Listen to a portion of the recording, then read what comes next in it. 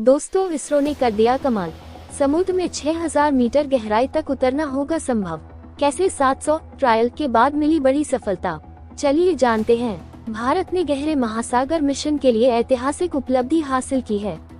देश की अंतरिक्ष एजेंसी इसरो ने 700 वेल टेस्ट के बाद एक महत्वपूर्ण वेल्डिंग प्रक्रिया को पूरा कर लिया है। इसके बाद समुद्र की सतह से 6000 मीटर नीचे तक मनुष्यों को ले जाना संभव हो पाएगा। इतनी गहराई तक जाने के लिए डिजाइन किए गए पनडुब्बी पोत मत्स्य 6000 को सफलतापूर्वक विकसित किया है। पृथ्वी विज्ञान मंत्रालय (MOES) के डीप ओशन मिशन के अंतर्गत एक परियोजना समुद्रयान का उद्देश्य गहरे समुद्र में अन्वेषण में भारत की क्षमताओं को मजबूत करना है। पृथ्वी विज्ञान मंत्रालय के अधीन राष्ट्रीय महासागर प्रौद्योगिकी संस्थान (NIOT) ने इसरो के विक्रम साराभाई अंतरिक्ष केंद्र (VSSC) के साथ मिलकर गोलाकार क्रू कंपार्टमेंट का डिजाइन और निर्माण किया है। समुद्रयान प्रयास का केंद्र बिंदु एक मानव चालित वाहन HOV का निर्माण है, जो समुद्र तल पर अत्यधिक दबाव और तापमान की स्थिति का सामना कर सके। इसरो ने बुधवार को कहा कि HOV के केंद्र में एक टाइटेनियम कार्मिक गोला है, जो 2260 मिलीमीटर व्यास का एक घेरा है। इसकी दीवारें 80 मिलीमीटर मोटी हैं।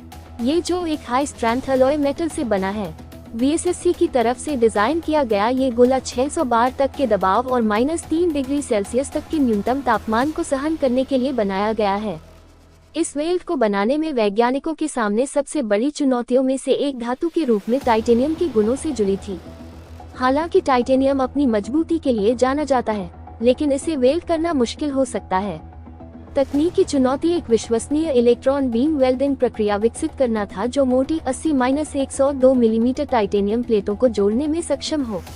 इसरो के liquid propulsion system centre (LPSC) Bengaluru ने अपनी वेल्डिंग सुविधा को 15 किलोवाट से बढ़ाकर 40 किलोवाट की EBW क्षमता तक बढ़ाने का बीड़ा उठाया। LPSC ने वेल्डिंग प्रक्रिया और गैर विनाशकारी मूल्यांकन (NDE) के लिए प्रक्रिया और बुनियादी ढांचा विकसित किया। LPSC के पास 20 मिलीमीटर मोटाई तक वेल्डिंग करने की विशेषज्ञता था। सेंटर ने EBW मशीन की क्षमता को 15 किलोवाट से बढ़ाकर 40 किलोवाट कर दिया। साथ ही बढ़े हुए आकार और भार के अनुसार रासायनिक सफाई और हैंडलिंग उपकरणों में भी बदलाव किए।